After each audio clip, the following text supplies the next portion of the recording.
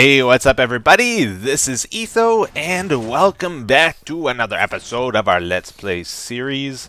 I have noticed a new change in the game. Something bad for me. There is some silverfish getting stuck in here now. Not that we use this thing often, but you see between the half slabs there? I guess I can fit into that space now. Although they're not... Or maybe they're only spawning in it because they're not actually trying to go through it. Which is kind of interesting. But that never used to happen. Like, they would never spawn in those areas there. Actually, that guy's inside the glass. No, he's not in the glass, is he? Almost looks like he's inside that glass block above the spawner. Maybe he's trapped behind it. I can't quite tell. But yeah, anyways, guys... I have noticed my stash of ender pearls is running dry, just about out of them. So, I probably should not wait any longer. We gotta fix this Enderman farm, the Ender 2.0, before it's too late. So we're gonna head over there. I keep putting it off because I know it's gonna be a lot of work, but today's the day. I thought we'd just go check it out together and see what the situation is. So all this string disappeared in the piston pushers. I got to replace that. I brought a bunch with me here. Once this thing gets working again, though, I'll be able to use a sword, and I should be able to kill them all with one swing instead of using the TNT explosion mechanic we had before. It'll be a lot simpler now. But yeah, I don't know how tricky this is going to be. I think the best thing to do is probably to go to the very top and like fall down one layer at a time and place the string that way maybe. I should have brought some blocks with me. I guess I'll just stack up here. How high does this thing go? Oh, here we go. Here we go. 127. Oh, okay, so it goes below 128 was my original design with it. I'm going to put a torch at the top. Here's the problem, though. We have Endermen stuck in here, and as I'm working on this, I have to deal with them, I think. I should be able to hop down one layer at a time, replace the string, like so. Alright, that's connected. How am I going to do this without looking at them all the time? I already messed up. Oh, man. Well, as long as he doesn't teleport to me. Oh, and I misplaced that. Where's that extra one I placed? I can't see it now. Oh, there it is. Okay, so this row's done, so then I should just, like, hop down, do the next one. So, yeah, it shouldn't be too bad. Awesome. So I got all this string replaced, guys. Our Enderman farm is working once again, and it actually wasn't too difficult to do that. If an Enderman got in my way, there's a trick you can do with them. If you look down, I don't think there's any way for them to get angry at you, even if you walk through them. So that's pretty good. You even have a pretty good amount of leeway. Like, I think you can walk like this even. But if you go a little bit higher... What is the range? That's the range right there. You don't want to aim your cursor any higher than that. But yeah, now that it's all done, check this out. So we can use the sword to get the splash damage. So when we attack one, it seems to attack like a 3x3 area, which is pretty sweet. So it does the full damage of the sword to one target, and then I think like half a heart to all the ones around it. And if you have looting on your sword, you do get the looting effect on the ones you kill with splash damage too, which is cool. But, yeah, unfortunately this Enderman farm wasn't designed for this. So there's more spread out than I would like to take advantage of this trick. If you guys build one nowadays, you want to try to get them all into a 3x3 area, so you can take full advantage of it. But it's pretty good even like this, I would say. Uh-huh. Oh man, we're getting tons of levels already. Woohoo! Alright. So, maybe I'll enchant a couple of books here real quick, and then take off. So I did some work on the, oh, what was it? The tunnel. Oh, I don't want that. The tunnel in the Nether. So we're going to go check that out, and also I'm going to go fix that silverfish farm. I'm going to fill in those spaces so they don't spawn between the slabs. Oh, that's a good one. Right? Power 4. Oh, it's just power 4. And power 4. Alright. There we go. Yep, so check it out, guys. This is the design I went for with our nether tunnel. I worked a bunch more on it, and it's just about done. I ran out of iron and glass blocks and purple blocks and everything pretty much. But it's almost all the way to the end now. So yeah, I think it looks decent. I'm happy with it. I don't like the way the rails look particularly, but I did that to stop the zombie pigmen from spawning. I came across something that surprised me a little bit. I'll show you real quick. Let's see, just take off the layer here. Oops. Okay, you gotta be careful. I don't break the ice. Yeah, I thought when I was making this originally that I could just put slabs on both sides like I usually do. So you do like slabs over here, and that you would get the slippery effect on the boat still through the slab because it applies to the player, like to your guy. You see I'm kind of sliding around on the slabs here. So the ice effect is still triggered, but if you do it with a boat... Oh, it's not going to let me place it, is it? Alright. Yeah. It's just like normal ground. You don't get the slippery effect, the speed effect from the ice. And I tried it with carpet and a few other things. So if you want to stop zombie pigmen from spawning, I don't know what you could use besides rails, if there is anything even. But they don't spawn on rails anymore, so I decided to go with that. I don't know if buttons stop it. I need to look into the spawning mechanics a bit more, because they've changed a lot. But yeah, rails are for sure safe to use to stop the spawning. Let's go for a bit of a ride here. Woohoo! I went for a pretty simple design. Nothing too crazy, just so that it'd be a little bit faster to build.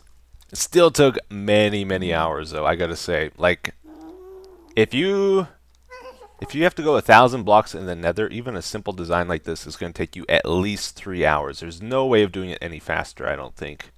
Because, for every... Here, let's slow down for a sec. Oh, let's see, one block you go forward, you have to remove all the netherrack in this space, for example, so... Probably have to remove at least, 15, 20, 25 blocks, right? For your tunnel, every block. So if you're going 1,000 blocks, that's 25,000. That's a lot of netherrack. That is a lot of netherrack. And then you got to place the blocks and collect the materials to do it. So you got 3 blocks on this side, 3, 3, 3. That's 12. Even with this simple design, if you put blocks in the corner, that's 16. Times that by 1,000. This tunnel's actually 1,500 blocks long, though, so it's a lot of blocks you have to deal with, and there's only so fast you can place them. So, yeah, if you do a nether tunnel design, I suggest you go simple. Don't do anything too crazy. I've learned the hard way that it's just not worth it. Whoa! If you smack the boat with your sword, it just goes flying.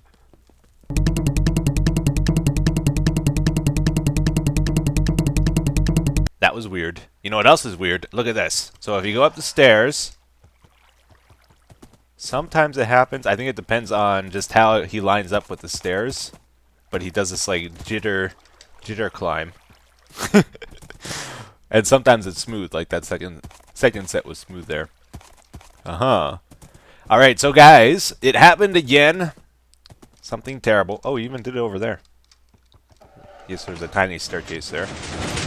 While building that nether tunnel, I needed a whole bunch of purple blocks, right? So I used the chorus fruit farm quite a bit, and when I went to use it, I got a little bit of a surprise. We weren't getting any chorus fruit from it. Like, we made a system to totally automate it, well, not totally, but it collects it breaks the plant, collects all the drops together, and then auto smelts it, right? When I went to use it, though, that did not happen. So it turns out... I totally forgot, but we actually used an item elevator in our design for this thing. There's a tiny little spot here. We have to go up like 5 blocks, you know. Not a big deal with the old elevator design, but now we need something else. So, guess what? I still don't know how to make an item elevator. I looked at some tutorials. It seems like the most common way of doing it is with 2 trap doors. One, I think you guys know what I'm talking about. One trap door makes the items go up, and the other one acts as a gate so the other items can't get through. But in Minecraft, one of my favorite things to do is problem solving. Try to figure out something to do and then figure out how to do it. So, I had a moment where I was thinking outside the box. What's another way of doing item elevators? And I might have come up with a good idea here. We're going to try to figure it out together. Let's see. Let's find a flatter spot to try this. Looks like it all fully grew again. Just about. There's a couple white ones still. Some of them grow very fast, and some of them take quite a while. They stay super short. Like, look at these. This one's only 2 blocks tall. Other ones are like fully grown. I don't know why it varies so much. Alright. Yeah, so let's do this. Here's the idea. We are going to have our column of glass, right? I want to have a sticky piston push the items up. And I meant to silk touch that, but somehow I switched out my silk touch pick. Alright. The block will come up. And here is the great idea, I hope. We're going to use a dropper to shoot the items down. And hopefully get around the whole like timing issues with water streams and all that kind of stuff. So we can activate this dropper through the wall here. And we can also check if there's any items in it pretty easily using a comparator. So if we have a comparator here, if there's anything in here, we can find out. And then we can tell it to shoot the item out, then make the piston activate, and it'll shoot the item up, right? And the really cool thing about doing it this way, let's build this up just a little bit taller so we can check it out in its full glory here. All right, it's like a rocket elevator. It's super fast. You'll see what I mean in a second. Let's put a couple blocks in here.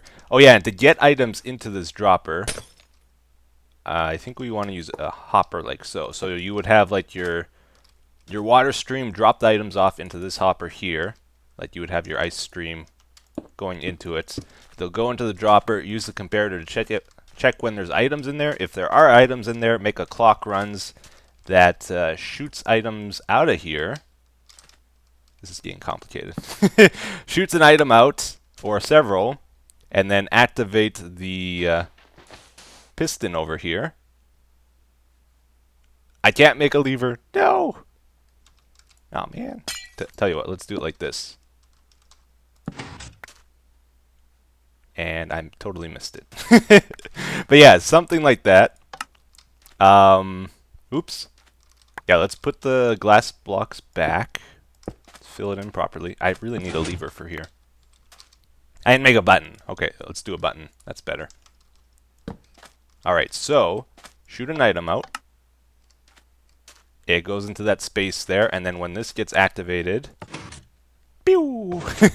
It shoots it out the top super quickly, which is awesome, and even like flies through the air. So you could have it an item elevator that's invisible. Basically, it'll shoot the item up through the air, and then you can catch it at the top there. What I'm gonna have to do is figure out exactly how to time all this stuff. Because we need to make sure the items aren't moving after they get shot out of the dropper. They need to settle. That's why we're shooting them down, so that it has that velocity to go downwards, so they'll settle to the block there quicker than if we were to shoot it sideways or something, you know? Alright. Okay, so yeah, this may or may not be a good item elevator in the end of this. I'm not sure. I'm designing it as we go here. I realize, though, the biggest flaw it's going to have is the time it takes for the items to shoot out of the dropper and settle so that they stop moving on top of the block there. and then it's going to take 2 redstone ticks for the piston to extend and retract. So in total, that might be like 4 redstone ticks if I was to guess, which doesn't sound like much. In that time, you can shoot 2 items from the dropper, but that's time where we have to stop this. So if we're doing 1 item at a time, it will take a very long time between each item. So I think we're going to have to do it in batches and then trigger the piston. So we might use a circuit like this to do that. This is kind of cool. Basically, we got 2 comparators here. If you give it a thing, you see how the signal slowly disappears there? Oh, it's got to be a pulse though, I think. Yeah.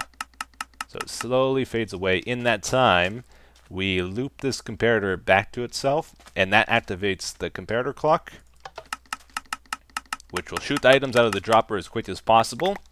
And then when it stops, that's when we'll probably trigger the piston. So I think we could even do something like a redstone torch here to figure out when it's done. Let's try this again. Oh, it does flash actually. Maybe we put it over here. It stays off. And when it's done, it turns on. So when it goes on, it would trigger the piston. Well, I don't know what to tell you guys. I thought I had something really cool here. A very nice, eloquent redstone circuit. That did pulse. It did pulse, but this did not change. I've discovered some inconsistencies with redstone doing this. Alright, and that works exactly like I want. This one works. Right? Sometimes it doesn't. Sometimes it does weird things.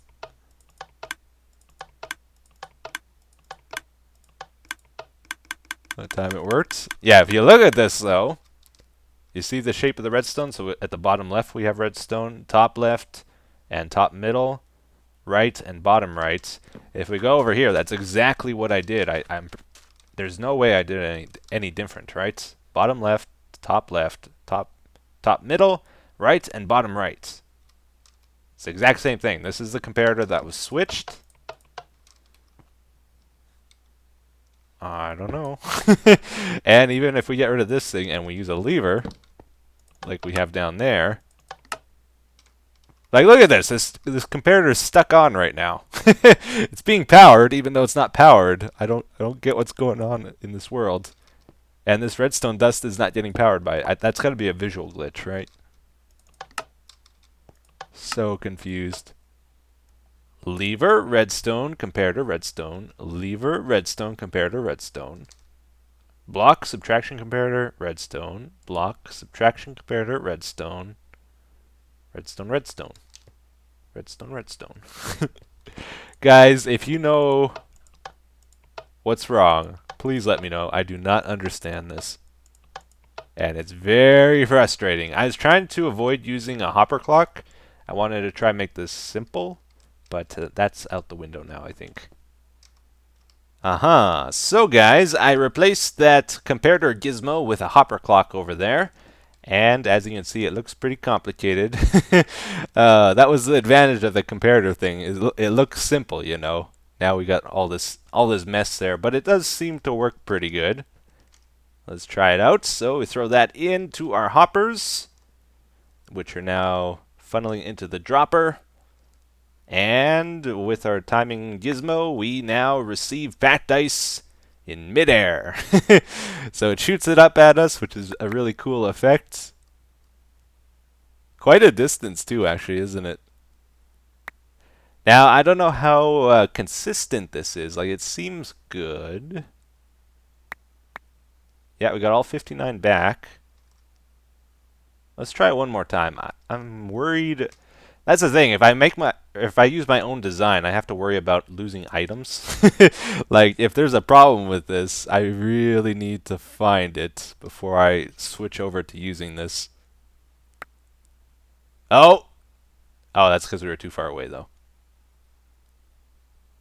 Okay, that's looking good. It looks like we missed one block there, but it did go up straight. We were just too far away to grab it. 44. 58 plus the one down there. Uh-huh. Cool. So that's quite a distance. 1, 2, 3, 4, 5, 6, 7, 8, 9. About 10 blocks, I would say, that shoots it, which is cool. Here, I'll show you it working down low here. It looks really neat. So it shoots the items into the empty space, the void space. And it stops for a brief moment there, and then the piston extends up. And however many items you want it to shoot, you can adjust with the hopper clock, which is cool. Kind of a neat effect to it. It definitely has some cons compared to the other item elevator designs I've seen. Like, most of them can handle a continuous stream. This cannot. It has to pause, and also you're limited at how fast you can inject items into the dropper by the speed of the hoppers. You could set up another thing of hoppers on this side, but how do you get the items to go into both sets of hoppers? I'm not sure. This is our little setup here. It's got some 8 blocks in there for right now. So if there's items in here, it unlocks the hopper clock. This torch goes off, which allows this to run. These are both sticky pistons. And then if there's no items in here, this comparator is off, so the comparator clock here doesn't run. But when this hopper clock is running, this turns on, which allows the comparator clock to run, which makes it shoot items out of the dropper. And also, it goes down here to our piston. Oops. Yeah, over here. So every cycle with the hopper clock, there's a brief moment where there's no items in here. Like, 8 items here flow slowly into this one, right? And then there'll be 8 items in here. Then they flow out. And there'll be a brief moment where there'll be none in here. And that's the start of the next cycle, basically. In that moment, we make this piston extend up. So we take advantage of it. And yeah, kind of cool. Okay guys, so right now we are over at the Purpur farm on the auto smelting line here. So I replaced that item elevator we tore out with this new one we designed. And this will be a good test just to try it out, see if it works. If we lose the odd Purpur block, I don't mind. This is a bit overkill for this, I think. Unfortunately, we're not taking advantage of the item shooting. Oh, it actually shot over to the side. I don't know. That was odd. Okay. Well, we'll try it out. So, where do they come up? They come up right here. This will be where the ice stream continues. So, we can then put a block over top. If we don't want it shooting up through the land like we have it currently, that should stop it. Let's throw a couple items in again just to try that. Alright. And it should be good to go, I would say. See if anything flies out. No, it stopped it. Good. And one more time. No, that was everything. Okay. So I can adjust how many items shoot at a time by how many items I put in the hopper clock there, by the way. So we could have it do a full stack at a time or whatever. Yeah, so to try it out, we're just going to do a quick harvest here at the Purpur farm. Or chorus fruit farm. It's easy to mix the two up. It starts out as chorus fruit, and then it becomes Purpur. Alright, so just doing the final couple breaks. Then we'll go activate it. You know, the nice thing about this, too, now that we got the elytra wings, I can just fly down. Woohoo! Right to the button. And activate it. Oh, feel that lag. Feel that lag. Oh, please render, though. It looks so amazing watching this thing. Alright, here comes all the chorus fruit and the seeds and stuff. Getting washed down into item streams and the hoppers and stuff. Alright. I do notice quite a few land on the sides here. Maybe I should do something about that. Not like a crazy amount. Like we have 10 and 16. Let's run around and just see what we get here. But it is a little bit. And sometimes they get trapped in the stairs here even. Yeah. Not too bad. Like I could get rid of these stairs and put full blocks there instead. I did that for decorative looks. Oh yeah, and over on the very end here especially. It's not quite it's overhanging too far. Or the plants, they grow too far over, I should say. Alright, anyways, I'm rambling. Let's go check this out. So we got maybe like 15 or 20 of each there. So it's shooting items down the item stream. Alright, and it goes quite a ways actually, so let's walk above the ground here. That was some wasted ender pearls. I moved one block every one I used there. Alright. And oh, that's not a good sign. Ah man, they're all over the place. Why is it not working now? What? What? I'm confused now. It seemed really good.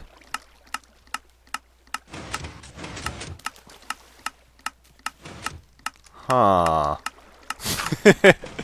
Well, let this be a lesson, guys. Sometimes you can waste a lot of time making something out of redstone and then it doesn't work. Even though it looks good. Do I have something... Is it because maybe this isn't built up all the way? Like, it's actually shooting through the glass here, even. I don't know. Oh, it's still going through the glass. Maybe we need, like, 2 blocks airspace to stop it. Yeah. 1 isn't enough. It's traveling too fast. It'll actually shoot through it. Okay.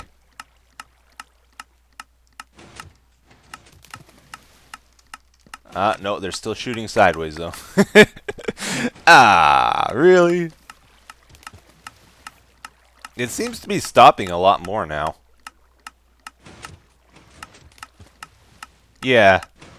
Yeah, it's quite a bit better now that I made this change. Having that extra airspace above it just gives it more time to slow down. And...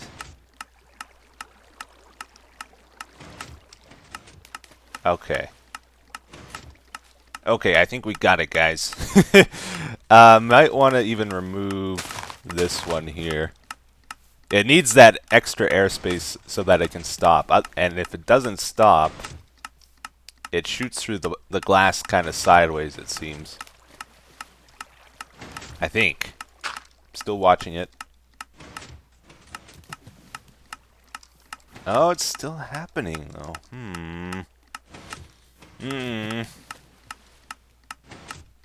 I think the piston might need to wait a bit longer before it activates.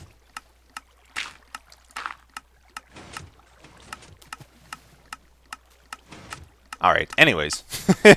I think we'll have to call the episode here, guys. Let's do the comment of the day to finish up. The comment of the day for today says, Etho, are you going to play Stardew Valley?